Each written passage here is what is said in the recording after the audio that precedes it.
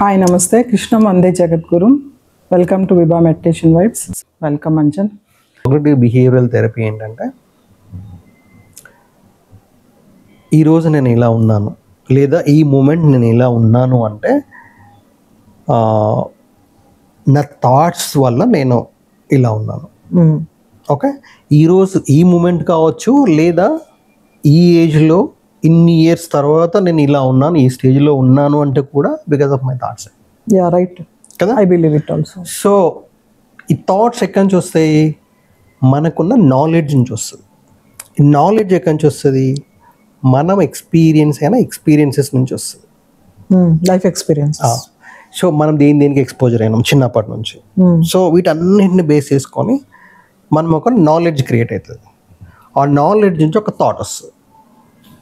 Thought వచ్చినప్పుడు ఇమ్మీడియట్గా ఒక ఫీలింగ్ వస్తుంది బాడీలో. ఈ ఫీలింగ్ నెగటివ్ ఫీలింగా, పాజిటివ్ ఫీలింగా, లేదా ఎమోషన్స్ కూడా అనొచ్చు. ఎమోషన్స్ బాడీతో రిలేట్ అయితే ఎమోషన్స్. ఈ ఎమోషన్ వచ్చినప్పుడు లేదా ఈ ఫీలింగ్ వచ్చినప్పుడు నేను I have to do an act, behaviour అని ఏదో ఒక పని చేయాలిగా నేను. థాట్ వచ్చింది అంటే ఏదో ఒక ఫీలింగ్ వస్తుంది. థాట్ వాటర్ తాగాలన్న థాట్ వచ్చింది. ఫీలింగ్ ఏమొస్తుంది? నోరు డ్రై ఇట్లా అనిపిస్తుంది. Immediately go for action. Okay, so ఇది ఒక ట్రయాంగిల్ లాగా మనం చెప్తాం. Thought leads to feelings, again emotions, ఇలా negative, and these leads to action. ఇది ఒక సైకిల్. ఈ యాక్షన్ బాగుంది అంటే నేను అడాప్ట్ చేసుకుంటా. ఓకే, సో ఇప్పుడు మన దగ్గరికి వస్తారు కొంతమంది, ఇది సబ్స్టాన్స్ అబ్యూస్, నేను సిగరెట్ తాగడం, మందు తాగడం అలవాటు ఉంది. సో ఫస్ట్ ఎందుకు తాగాలనిపిస్తుంది? థాట్ వస్తుంది. అడిక్షన్ కి మెయిన్ కారణం థాట్. తాగాలని ఎందుకు తాగాలని వస్తుంది అనేది డిఫరెంట్ డిషెస్, వాడుకున్న ఎక్స్పీరియన్స్ అవన్నీ వస్తాయి.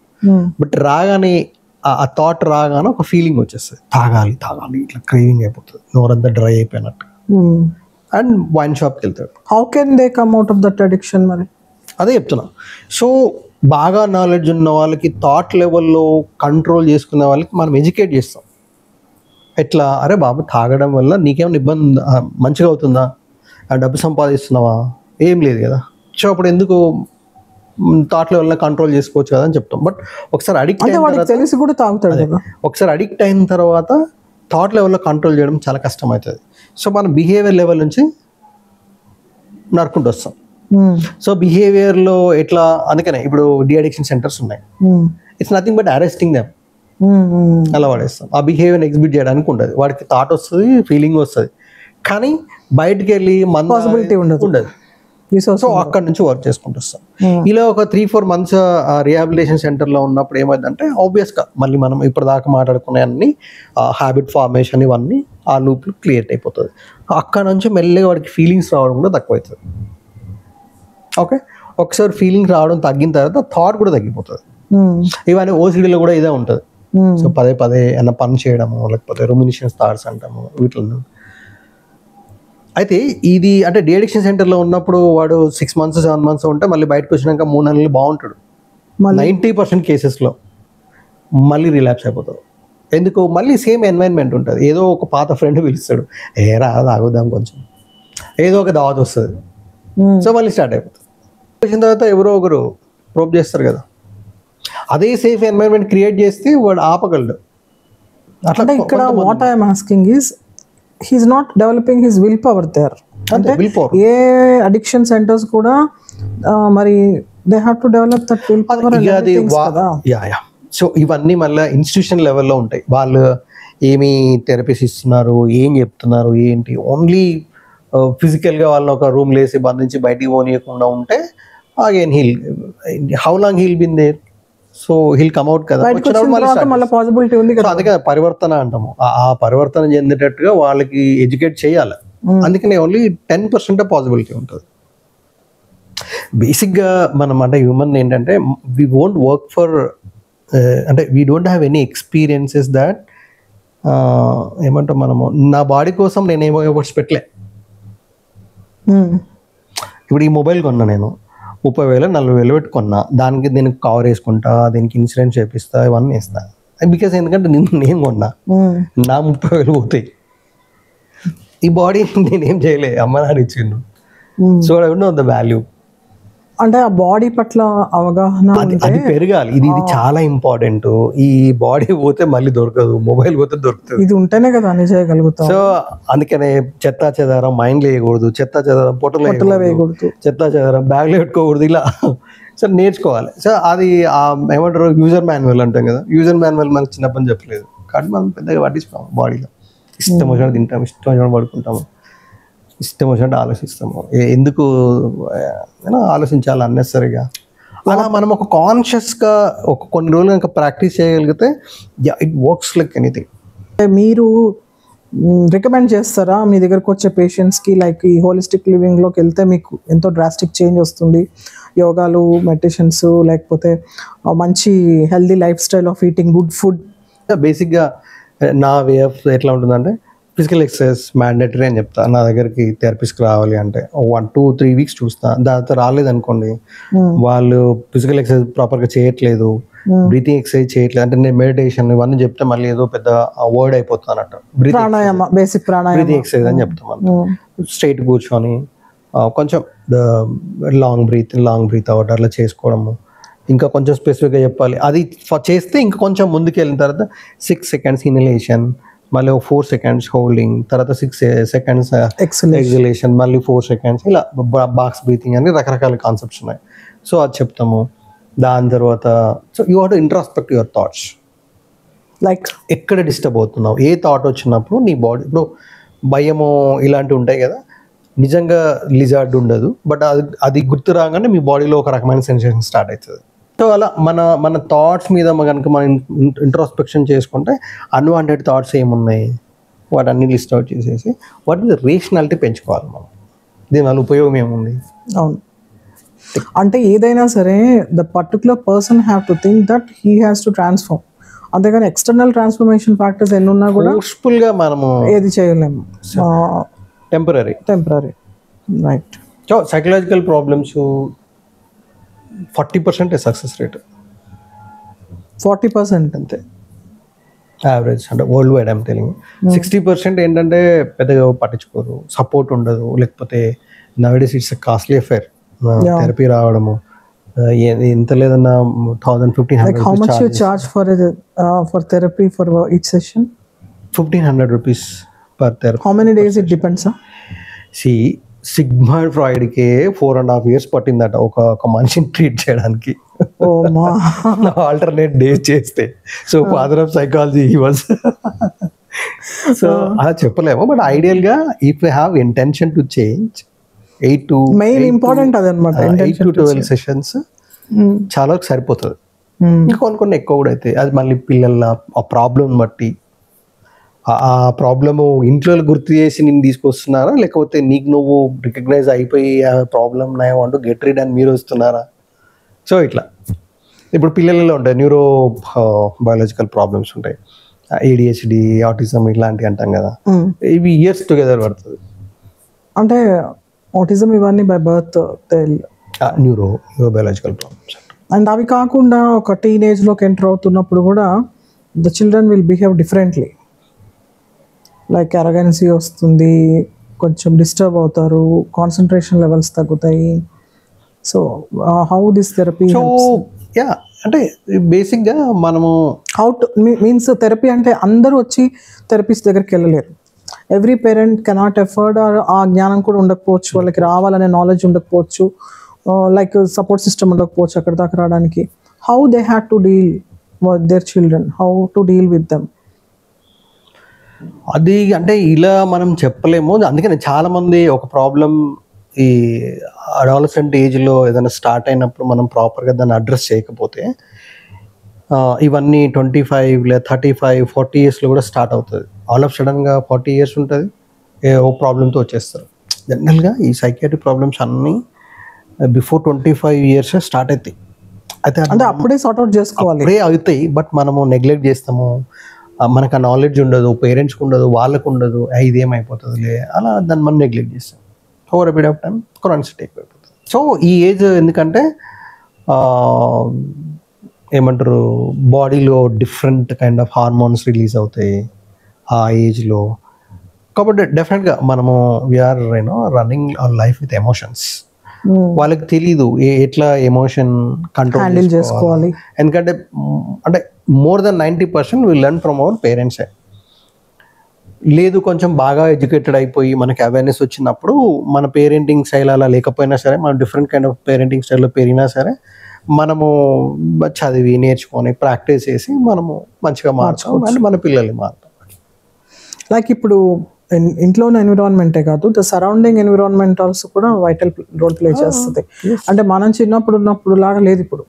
మనం చదువుకున్నప్పుడు లాగా ఫోకస్డ్గా, అప్పుడు డిస్ట్రాక్షన్స్ తక్కువ, ద సరౌండింగ్ ఎన్విరాన్మెంట్ ఇలా లేదు. ఇప్పుడు ఏంటంటే social media, lot of information, everything was in the hand, mobile.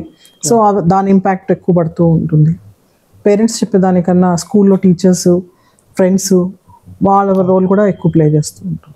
ఇప్పుడు నవ్ డేస్ అంటే ఈ జనరేషన్ పిల్లలు ఏమైందంటే పేరెంట్స్ ఏం చెప్పినా వీళ్ళు ఇట్లనే చెప్తారు అదొక అనే కాన్సెప్ట్ అయిపోయింది. టీచర్స్ చెప్తే కొంతవరకు బాగానే ఉంటుంది, బట్ ఒక స్టేజ్ దాటితే టీచర్స్ కూడా ఇలానే చెప్తారు. ఇలా లేబుల్స్ వచ్చేసాయి. ఎందుకంటే మనకి డిఫరెంట్ కైండ్ ఆఫ్ ఇన్ఫర్మేషన్ వస్తుంది, వాళ్ళకి రైట్ ఆర్ రాంగ్గా తెలియదు. అండ్ అంటే మళ్ళీ ఇదంతా కూడా పేరెంటింగ్ స్టైల్కి వస్తుంది. అంటే ఇని అంటే మేము ఎలా చూస్తామంటే మ్యాక్సిమం లైక్ ఇవాళ మనము సఫర్ అవుతున్నా, హ్యాపీగా ఉన్నా, ఏదైనా సాధించినా బికాజ్ ఆఫ్ పేరెంటింగ్ అనే చెప్తాం 90%. మన కొంతమందిని చూస్తాం మనం, రోడ్డు మీద తిని పడుకొని చదివి మంచి మంచి ర్యాంక్ తెచ్చే వాళ్ళు కూడా ఉంటారు. మరి వాళ్ళకి ఏం పేరెంటింగ్ హెల్ప్ ఉండదు కదా. అదే చెప్తున్నా, పేరెంటింగ్ హెల్ప్ ఉండదు, బట్ ఆ కనెక్షన్ డిఫరెంట్గా ఉంటుంది. పేరెంట్ వాళ్ళ బాండ్ డిఫరెంట్గా ఉంటుంది. సో పాజిటివ్ థాట్స్ ఎక్కువ కల్టివేట్ అయితే the most positivity will enter in to your life. Negative thoughts ఎక్కువ ఉంటే మీ జీవితంలోకి నెగిటివ్నెస్. కానీ నెగిటివ్ థాట్స్ సమ్ టైమ్స్, ఎక్కువ నెగిటివ్ ఎక్స్పీరియన్సెస్ వాళ్ళకి జరిగినప్పుడు కూడా పీపుల్ ఎవరైనా సరే ఆటోమేటిక్గా నెగిటివ్ ఫీలింగ్స్ ఎక్కువ వస్తాయి. అవును. ఇప్పుడు ఒక సంఘటన జరిగింది అనుకోండి, వెంటనే ఒక భయం అనేది క్రియేట్ అవుతుంది, బాధ క్రియేట్ అవుతుంది, ఇదంతా కూడా నెగిటివే. ఆ చైన్ని how this therapy breaks that chain? మనము అంటే రియలైజ్ చేపిస్తాము. ఎట్లా అంటే మీరు కొంతమంది చూస్తే వాళ్ళకి ఏదో ఒక నెగిటివ్ ఈవెంట్ అయి ఉంటుంది, దాన్ని వదులుకోరు వాళ్ళు. ఒక keep on repeating in their mind over a period of time. మళ్ళీ ఇంకొక ఏదో నెగిటివ్ ఈవెంట్ అయితే, అంటే సిరీస్ ఆఫ్ నెగిటివ్ ఈవెంట్స్ అయితే వాళ్ళ లైఫ్లో.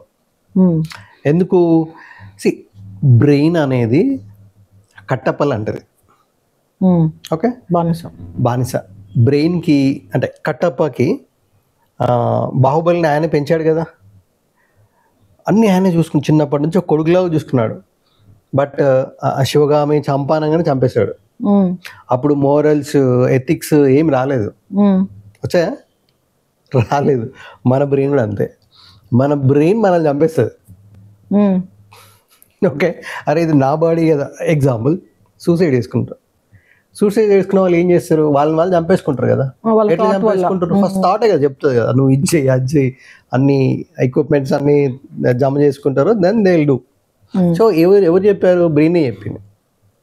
ఓకే, బ్రెయిన్కి మోరల్స్ లేకపోతే ఎథిక్స్, అయ్యో నా మనిషి నన్నేం చంపుకుంటున్నా, ఇవన్నీ తెలియదు. మనం ఎలా ప్రోగ్రామింగ్ చేస్తే అది అలా తయారైపోతుంది. మనకి తెలుసో తెలియకో ఒక నెగటివ్ ఈవెంట్కి లేదా ఒక బ్యాడ్ సిచ్యువేషనో లేకపోతే ఇంకొక ట్రామాటిక్ ఈవెంట్కి మనం గురైనప్పుడు తొందరగా we have to కమ్అట్ from that state of mind. అది కనుక నేర్చుకోలేకపోతే మనం తెలియకుండానే ప్యాటర్న్స్ ఫామ్ అయిపోతాయి. అంతే, ఇంకా ఒక్కసారి ఫామ్ అయిందంటే అదే అలానే. సో మనం అలానే ఆలోచిస్తాం, మళ్ళీ అలానే అవుతుంది, మళ్ళీ జీవితం వేస్ట్ అనుకుంటాం, మళ్ళీ అట్లనే అయిపోతుంది. సో అందుకని వీ మస్ట్ లెర్న్ వెన్, అంటే how much pain have to take, how long, అది మనకి మనం డిఫైన్ చేసుకోవాలా. నో, ఈ ప్రాబ్లం నుంచి నేను ఇంకెక్కువ సఫర్ కావద్దు, చాలా వెళ్ళిపోవాలి. ఏం చేయాలా? You search opportunities.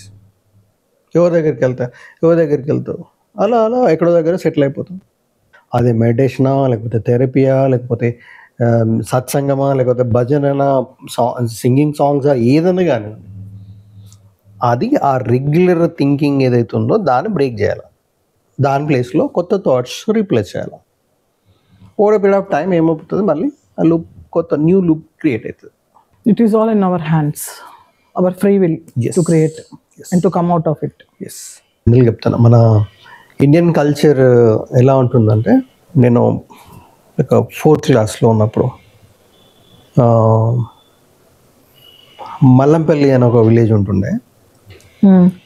సో అక్కడ అంగడి అవుతుంది ఎవ్రీ థర్స్డే, సంత అంటాం కదా, సంత. సో ఆ ఊరు నుంచి ఒక 4-5 కిలోమీటర్స్ మా విలేజ్ దేవనగర్ అని. అక్కడ నుంచి నేను నాకు ఒక సోక అన్నట్టు, సంతకు పోవాలి. మేము మా నాన్నమ్మని అడిగా, అమ్మ ప్లీజ్ పోదాం అంగడికి పోదాం. ఏదో చెప్పింది, అది దూరం నడుస్తుంది, నేను రానని చెప్పింది. మా చిన్న నాన్నమ్మ కూడా అడిగా, మా నాన్నమ్మ వాళ్ళ చెల్లె వాళ్ళు అక్కడే ఉంటారు. సో తను కూడా నాకు కాదురా ఇప్పుడు నేను అంత దూరం నడవలేని ఏదో అన్నది. సో నేనేమన్నానంటే, నేనే నడుచుకుంటూ పోతే ఒక్కనే, నన్ను ఎవరైనా చంపేస్తారా అని అన్నాను. చంపేస్తారా అనే వర్డ్ ఎందుకు వచ్చిందంటే, అంతకుముందు ఆ ఏరియాలో ఒకరు చంపేశారు. సో కొంచెం భయంగా ఉంటుంది అన్నట్టు. ఆ ఎక్స్పీరియన్స్తో నేను అన్నాను, నన్ను ఎవరైనా చంపేస్తారా అని. అనగానే మా ఇద్దరు నానమ్మలు, మా చిన్న తాత, అట్లా అనొద్దు రామరామ గట్లంటే విందిరా అని ఏదో ఒక ఇద్దరు వెరైటీ రెస్పాన్స్ ఇచ్చేసారు. నాకు అర్థం కాలేదు. సో అప్పుడు చెప్పారు అన్నట్టు, అట్లా మనం అనొద్దు, అట్లా నెగిటివ్ అనొద్దు. ఓకే, సో అలా ఒకటి బాగా గుర్తుండిపోయింది నాకు. తర్వాత మా అమ్మమ్మ వాళ్ళు ఏదైనా అయిపోతే అప్పుడు కుండలు ఉంటుండే, ఆ కుండలలో బియ్యమో పప్పులు ఏదైనా అయిపోతే, ఆ పప్పు తీసుకురా అంటే నేను వెళ్ళి చూసి, అమ్మో పప్పు అయిపోయింది అంటే, అది పప్పు అయిపోయింది అనొద్దు, నిండుకుంది అని. నేనేమో నిండుకుంటే నిండుండాలి కదా, నాకు ఆర్గ్యుమెంట్ అయ్యేది. అట్లా మనం ఈవినింగ్ సంధ్య వేళలు అంటాం కదా, నెగిటివ్ మాట్లాడొద్దు, అశ్విని దేవతలు ఉంటారు, ఇవన్నీ.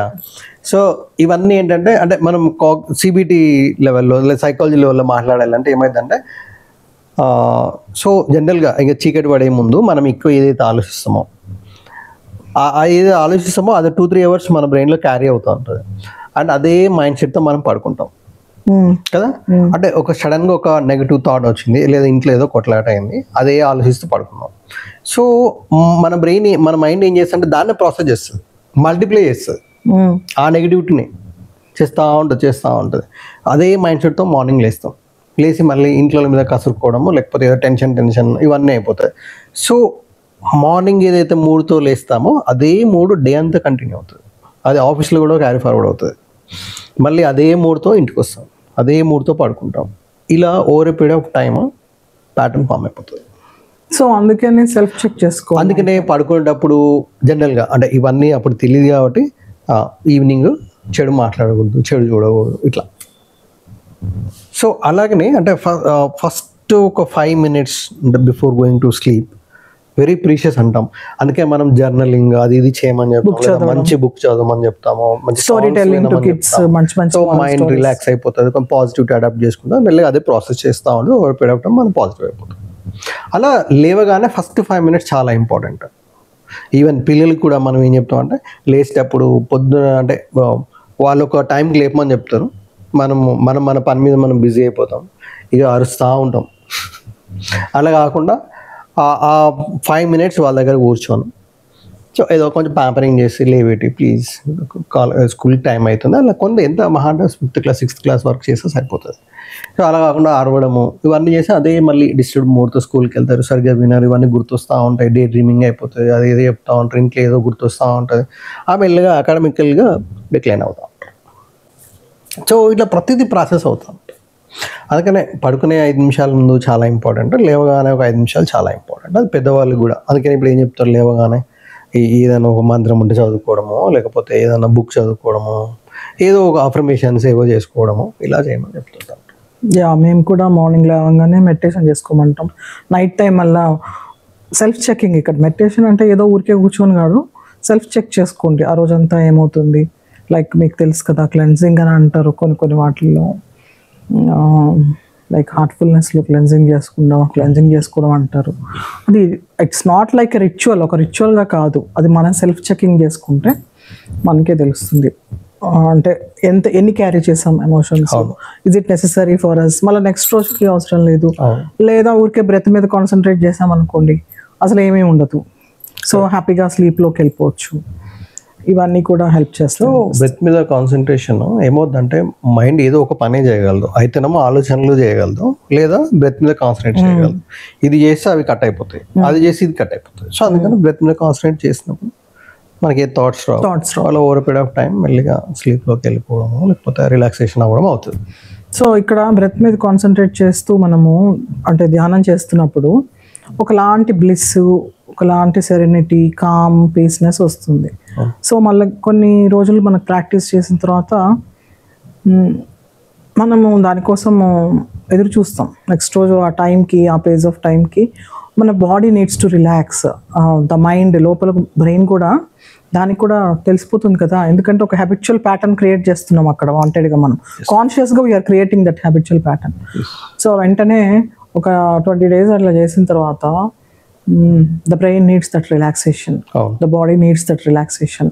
లైక్ ఒక అడిక్షన్ లాగా, ఒక కిక్ లాగా అది మళ్ళీ మళ్ళీ చేద్దాం అనిపిస్తూ ఉంటుంది. సో సేమ్ టీ కాఫీ లాగా అదేమో ఒక రకమైన అడిక్షన్, ఇదేం అడిక్షన్. ఓకే, అడిక్షన్ పక్కకి cons this addiction like that, but relaxation. So ఇప్పుడు అంటే మెడిటేషన్ కూడా ఒక proper time, every day same time చేయమని చెప్తారు జనరల్గా. సో మనకి ఏమవుతుందంటే టీ కూడా ఒక ప్రాపర్ టైంలో తాగాలనిపిస్తుంది, సాయంత్రం పూట, మార్నింగ్స్. సో మార్నింగ్ అట్లా ఆ టైం కాగానే ఇలా క్రేమ్ టీ తాగా, అలా దాని ప్లేస్లో మెడిటేషన్ కూడా రీప్లేస్ చేయొచ్చు మనం. Only will four matters.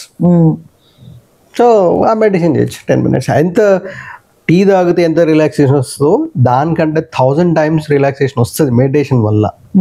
దీనివల్ల అన్నెసరీ కార్బోహైడ్రేట్స్ పిచ్చి పిచ్చి అని పోతుంది. అట్లానే పెద్ద హార్మ్ఫుల్ అని మాట్లాడాను, బట్ యా. సో దీన్ని అడాప్ట్ చేసుకోగలిగితే అసలు ఏది ఉండదు. సో ప్యూర్ ఎనర్జీ ఉంటుంది.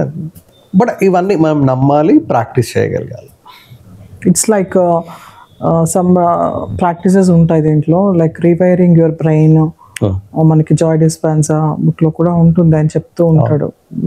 సబ్ కాన్షియస్ మైండ్ రీప్రోగ్రామ్ చేసుకోమంటూ ఉంటాడు, రివైర్ యువర్ బ్రెయిన్ అంటుంటాడు. Like creating the new pattern of thought and new habitual patterns, old what break చేయడం కాన్షియస్గా. సో ఫర్ ఎగ్జాంపుల్ మనకి ఒక ప్రాబ్లం ఉంది, మనము పడుకున్నప్పుడు అదే ప్రాబ్లం గురించి ఆలోచిస్తున్నాము, అదే ప్రాబ్లం మల్టిప్లై అవుతూ ఉంటుంది, మళ్ళీ పొద్దున్న లేసి this is called vicious cycle. So మనం ఏం చెప్తాం, అది థాట్ రీప్లేస్మెంట్ అంటాం. సో ఏదైతే బాధిస్తుందో అంటే ఒక ప్యాటర్న్ ఆఫ్ థాట్ పదే వచ్చి మిమ్మల్ని ఇబ్బంది పెడుతుంటే మనం దాన్ని రీప్లేస్ చేస్తాం విత్ పాజిటివ్ ఆర్ హ్యాపీ. ఏవో ఉంటాయి కదా ఇన్సిడెన్షియల్ లైఫ్లో, ఏవో అయినవి ఉంటాయి కదా, వాటిని రీప్లేస్ చేయమని చెప్తాం. లేదా విజువలైజేషన్ కూడా అంటాం మనం. So visualise however you want your life. నేను ఫ్యూచర్లో ఇంత డబ్బు సంపాదిస్తున్నా, ఇలా ఇది చేయాలనుకున్నా, you replace that. Over period of time అది అయ్యే ఛాన్స్ ఉంటుంది. అట్లా కూడా మనం బ్రేక్ చేయొచ్చు దాన్ని. సో దేనికైనా సరే ఫస్ట్ రేషనాలిటీ ఉండాలి. You have to rationalise your thoughts. ఎందుకో నేను దీనివల్ల భయపడుతున్నా, దీనివల్ల బాధపడుతున్నాను, ఈ థాట్ నాకు అవసరమా, ఇది ఒక్కటైనా జనరల్గా చూసే ప్రతి వాళ్ళకి ఒక 10 నుంచి 15 థాట్స్ వస్తాయి. అవే రిపీట్ అవుతూ ఉంటాయి, ఆ నెగిటివ్ థాట్స్. సో వాటిని ఒక్కొక్క థాట్ని మనం అడ్రస్ చేస్తూ పోతే ఏమవుతుంది, వీక్ ఒక థాట్ తీసుకొని యూ ఇంట్రోస్పెక్ట్, ఈ థాట్ వల్ల దీనివల్ల ఉపయోగం మనకి అవసరమా, అలా ఒక 1.5-2 months లోపల అన్నీ అయిపోతాయి కదా. సో ఫైనల్లీ అంజన్, అందరికీ ఒక మెంటల్గా మనం హెల్దీగా ఉండాలంటే పాయింట్స్ టు బి నోటెడ్ ఏంటి షార్ట్ కట్లో? First physical exercise. Okay, for mental health also. అవును, చాలా స్ట్రెస్ రిలీజ్ అవుతుంది ఇప్పుడు. సో ఫిజికల్ ఎక్సర్సైజ్ ఏంటంటే డోపమైన్ రిలీజ్ అవుతుంది, which keeps us positive, happy. అలా హ్యాపీ హార్మోన్ అంటారు కదా. Happy hormones. ఇంకా అనదర్ 3-4 types ఆఫ్ హార్మోన్స్ ఉన్నాయి. సో బేసిక్ దాని తర్వాత బ్రీతింగ్ ఎక్సర్సైజ్ అని చెప్తాం మేము. సో జనరల్గా బ్రీతింగ్ ఎక్సర్సైజ్ ఇంకో జనరల్ బెనిఫిట్ ఏంటంటే, మీరు చిన్నపిల్లల్ని అబ్జర్వ్ చేశారనుకోండి, ఒక 1 minute అబ్జర్వ్ చేయాల్సి, వీడు బ్రెత్ తీసుకుంటున్నా లేడా అని చూడాలి. అంత నెమ్మదిగా తీసుకుంటా ఉంటారు. అంటే మ్యాక్సిమం లంగ్స్ అంతా యూటిలైజ్ అవుతుంది అక్కడ. మన పెద్దవాళ్ళకి మనం పెరుగుతున్న కొద్దీ upper part of the lung మాత్రమే, అంటే 40% మనము అంటే మనకు కావాల్సిన ఆక్సిజన్లో 40% మనకు బాడీలోకి పోతుంది ఒక కాన్సెప్ట్ అన్నమాట. సో అందుకని డీప్ బ్రెత్ తీసుకోవాలి. డీప్ బ్రెత్ తీసుకున్నప్పుడు ఎక్కువ ఆక్సిజన్ మొత్తం బాడీకి వెళ్ళిపోతుంది. So each and every cell grab that, అలా హెల్తీగా ఉంటాం. దాని తర్వాత ఏ థాట్స్ మనకి అవసరమో ఏ థాట్స్ అవసరం లేదు ఇంట్రోస్పెక్ట్ చేసుకో. ఈ 3 physical exercise, breathing exercise, thought diary or journaling whatever, ఈ 3 ప్రాపర్గా ఒక 1.5 2 months 3 months చేసామనుకోండి, మిగతా ఆటోమేటిక్గా మనకి ఇంకేం కావాలో ఏంటో అదే దారి దొరుకుతూనే ఉంటుంది, మనం ముందుకు వెళ్తూనే ఉంటాం. అండ్ ఆల్సో మనకి షీల్డ్ అంటాం మనం జనరల్గా. షీల్డ్ ఏంటంటే ఎవరు వేసినా సరే, ఎవరు ఏదన్నా సరే నేను అది పట్టించుకోదు. It's like to protect my self. So నేనేంటో నాకు తెలుసు. దాన్ని మళ్ళీ ఇది ఒక కాన్సెప్ట్ ఉంటుంది, సెల్ఫ్ ఇమేజ్ అంటాం మనం. సెల్ఫ్ ఇమేజ్ బాగుంటే సెల్ఫ్ కాన్ఫిడెన్స్ అవన్నీ బాగుంటాయి. సెల్ఫ్ కాన్ఫిడెన్స్ బాగుంటే సెల్ఫ్ ఎస్టీమ్ బాగుంటుంది. సెల్ఫ్ ఎస్టీమ్ బాగుంటే మనం ఏదైనా సాధించవచ్చు. సెల్ఫ్ ఇమేజ్ ఎందుకు డిస్టర్బ్ అవుతుంది అంటే రైట్ ఫ్రమ్ చైల్డ్హుడ్ మనం ఇది ఏమి లేబుల్ వేసారు, నువ్వు వేస్ట్. సో అలా మెల్లిగా సెల్ఫ్ కాన్ఫిడెన్స్ లో అయిపోతుంది. నేను చేయలేను, నా వల్ల కాదు. దాని తర్వాత సెల్ఫ్ ఎస్టీమ్ లో, సెల్ఫ్ ఎస్టీమ్ అయిపోతుంది. నా వల్ల ఎవరికి ఉపయోగం లేదు, నా వల్ల ఎవరు హ్యాపీగా లేరు, నేను అందరికి భారం అయిపోయినా. This leads to kind of suicidal ideation, లేకపోతే సూసైడల్ యాక్ట్స్ దాకా వెళ్ళిపోతుంది. సో సెల్ఫ్ ఇమేజ్ చాలా ఇంపార్టెంట్. ఎవరైనా ఏదన్నా అంటే వాళ్ళు సరే వాళ్ళ ఏ పర్స్పెక్టివ్తో అన్నారో నాకు తెలియదు, but I know my self. Okay. జనరల్గా ఏంటంటే మనం వాళ్ళ ట్రావెల్ పడిపోతాం. వాళ్ళు ఒక మాట అనగానే నేను ఇట్లా నేను నన్ను ఇట్లా అంటున్నా, అయిపోయి అలా కాకుండా ఓకే అన్నావా సరే ఒక 2-3 minutes వెయిట్ చేయగలిగితే మనకి మళ్ళీ కన్వర్జేషన్స్ వస్తూ ఉంటాయి. అరే ఎందుకు అన్నారు, ఏమైంది అట్లా. కానీ మనం స్పాంటేనియస్గా ఎదురుదాడి చేసేస్తాం. అలా చేయకుండా ఒక 5 నిమిషాలు ఆగి సరే ఏమవుతుంది మనోళ్ళే కదా అన్నది. సో ఇది కూడా సేమ్, అంటే సొసైటీలో వేరే వాళ్ళు అన్నా కానీ వాళ్ళతో ఫైట్ చేసి ఏమొస్తుంది. మనం ఎలా ఉండాలి అంటే ఒక పిచ్చోడు మన మీద రాయేసాడు, అటు పిచ్చోడు మనకు తెలియదు. ఫస్ట్ మనం నడుస్తున్నాము, ఒకడు కూడా మనం కట్టబెట్టుకుని వచ్చి కొట్టడానికి వచ్చాడు, మనం కూడా ఇమ్మీడియట్ కొట్టడానికి వెళ్తాం. పక్క వాళ్ళు ఉండి ఏలే వదిలే పిచ్చోడు అనగానే ఏం చేస్తాం, చాలా కూల్ అయిపోతాం. పిచ్చోడే కదా వదిలేస్తాం. లేకపోతే ఈగో వచ్చేస్తుంది, అబ్బా నన్ను అసలు నేను పోతుంటే నన్ను తిడతాను, నన్ను కొడతాడు, ఇప్పుడు అన్న కోపం వచ్చేస్తుంది. వాడు పిచ్చోడు అని ఎప్పుడైతే తెలిసిందో మనకు ఆ కన్వర్జేషన్స్ అన్నీ వెళ్ళిపోతాయి. సో మనల్ని ఎవరైనా తిడితే అవతలోడు పిచ్చోళ్ళని వదిలేయాలన్నమాట. పిచ్చోళ్ళు పాయింట్, పిచ్చోళ్ళు అని ఎగ్జాంపుల్ చెప్పాను, ఎగ్జాంపుల్ చెప్పాను, జస్ట్ ఫర్ ఫన్ సేక్ చెప్తున్నాను. సో ఆ టైం అంటే మూడ్ ఎలా ఉందో ఏంటో తెలియదు. మన ఆఫీస్కి వెళ్ళాం, మన బాస్ ఏదో అరిచాడు మన మీద అనుకుందాం, బయటకు వచ్చి అనుకుంటాం వాడు పిచ్చోడు అని అనుకుంటారు. అక్కడ మనము మన టైం వేస్ట్ చేయకపోతే చాలు, మన టైం వేస్ట్ అవుతుంది అట్లా. సో తప్పించుకుంటూ తిరగాల, ఏముందల్లా. మనల్ని ఎవరైనా తిడుతున్నారు, హ్యాపీగా ఫీల్ అవుతున్నారు అంటే you are source for their happiness అని కొద్దిగా హ్యాపీగా ఫీల్ కావాలి. టైం అంటే వాళ్ళు మనల్ని తిట్టి హ్యాపీనెస్ పొందితే అంతే కదా. You are like becoming a cushion for them for some time. Okay, right. ఆనందపడు. నేను మాత్రం ఐ నో నీ ఆ తిట్లేవో నేను నా దగ్గర రాను, రిసీవ్ చేసుకో. Who am I know. So ఇలా అనుకుంటే అసలు గొడవే లేదు కదా. So thank you very much Anjan. Thank you Sushmita. So it's a very pleasure to talk with you. Like nice things. ఇంకా మళ్ళీ ఇలా ఈసారి కూడా మళ్ళీ చేయొచ్చు. ఇంకా కొన్ని మంచి scientific aspects of thought process ఇవన్నీ కూడా మంచి సబ్జెక్ట్స్. అంటే ఇప్పుడు ఎవ్రీబడి థాట్ లేకుండా మనిషి ఉండడు కదా, ఉన్నంతకాలం ఆలోచిస్తూనే ఉంటాం. సో నువ్వు మాకు ఎప్పుడు చెప్తూనే ఉండొచ్చు, ఎప్పుడు సజెషన్స్ ఇస్తూనే ఉండొచ్చు. Okay, thank you very much. Okay అండి, so please share and subscribe Vibha meditation vibes for latest updated spiritual and scientific knowledge. Thank you.